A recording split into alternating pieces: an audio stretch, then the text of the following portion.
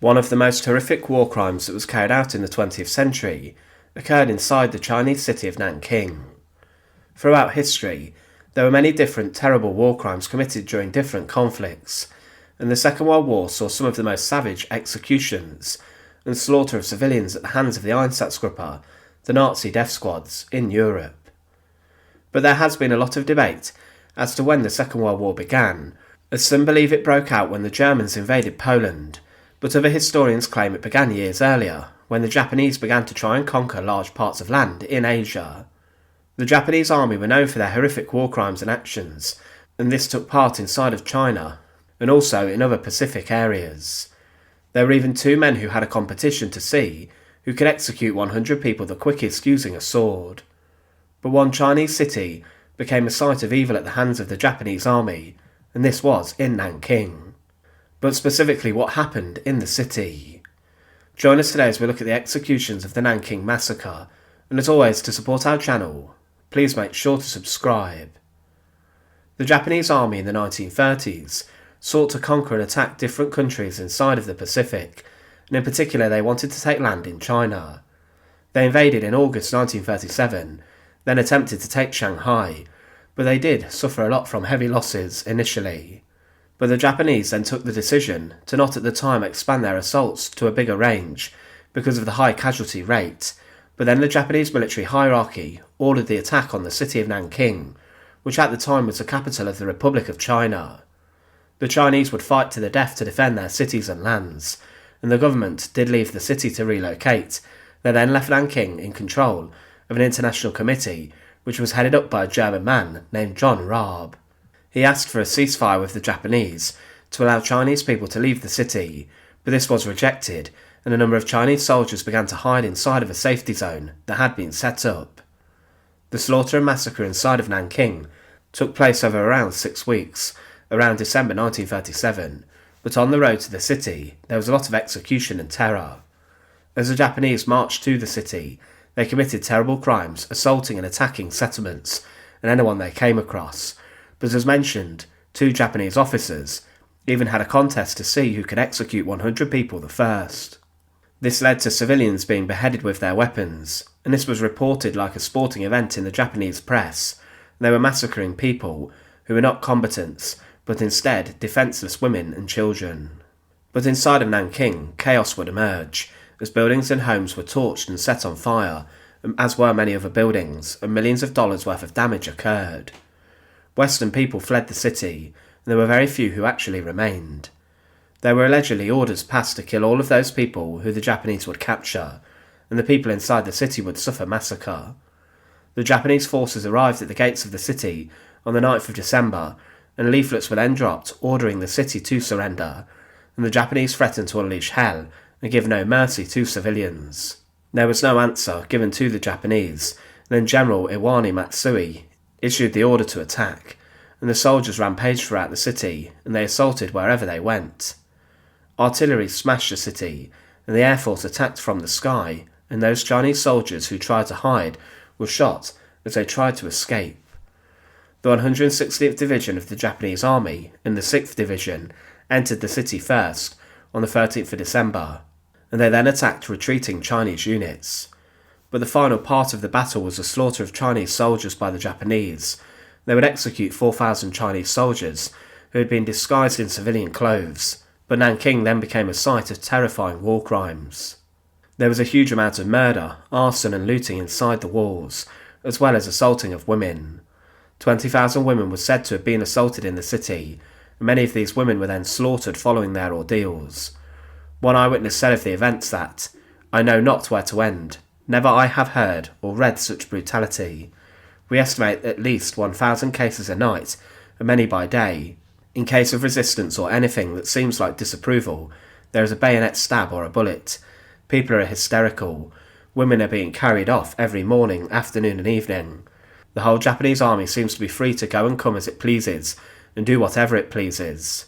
It has been documented that around 100,000 people were slaughtered inside of Nanking, but others claim that the death toll was around 200,000. One surgeon who documented the atrocities wrote, "The slaughter of civilians is appalling. I could go on for pages telling the cases of assault and brutality, almost beyond belief.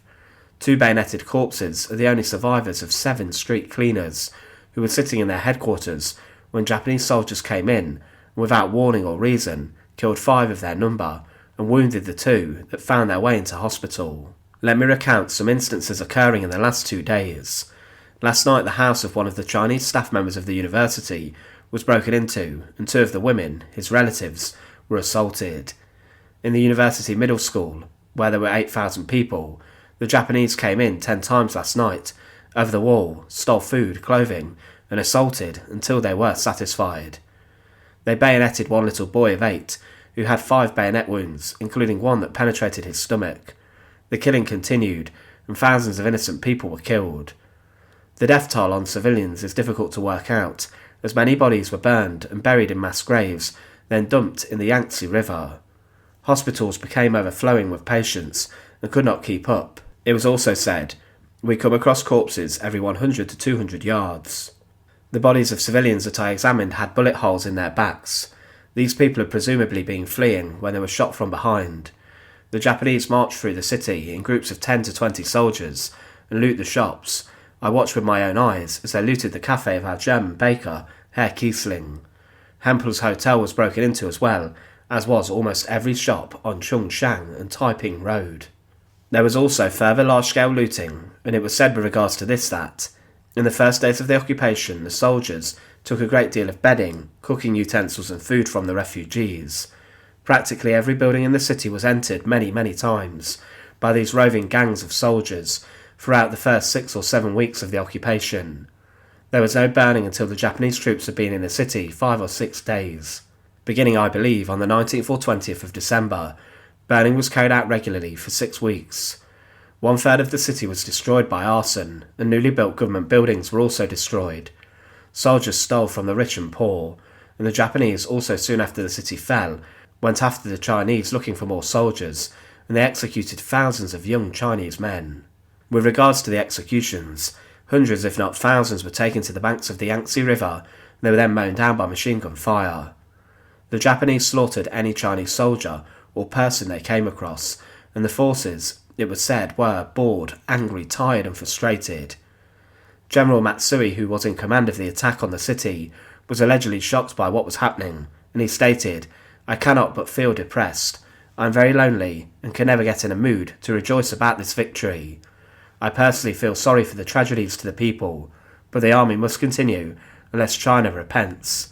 Now in the winter the season gives time to reflect. I offer my sympathy, with deep emotion, to 1 million innocent people."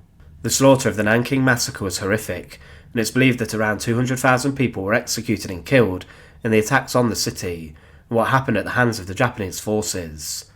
There was at the end of the Second World War some form of justice for what happened in Nanking, as there were a number of trials for those involved in the organisation of the city's massacre. General Matsui, who was the man who ordered much of the attacks in Nanking, was condemned to death, and he was executed for his crimes, as it was said he was guilty of organised and wholesale murder of male civilians, which was conducted with the apparent sanction of the commanders on the pretext that Chinese soldiers had removed their uniforms and were mingling with the population. Groups of Chinese civilians were formed, bound with their hands behind their backs, and marched outside the walls of the city, where they were then killed in groups by machine gun fire and with bayonets. Matsui, as mentioned, was condemned to death, and at the age of 70 inside of Sugamo prison, he was executed by hanging. There were others involved in the attack, who were executed, including Hisano Tani, who was actually taken to the south gate of Nanking, and was then shot by a firing squad. But the Nanking Massacre today is considered to have been one of the most brutal and barbaric war crimes in history. There was a huge amount of suffering brought to the city by the Japanese forces. Thanks for watching. To support our channel, please make sure to subscribe, and once again, thank you so much for watching.